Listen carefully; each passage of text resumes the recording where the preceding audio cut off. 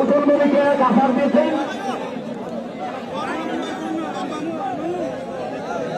বিকাশের সাথে খেলার জন্য রাসেল মালকে কাপড় বানার জন্য বিরোধী অনুরোধ জানাচ্ছি।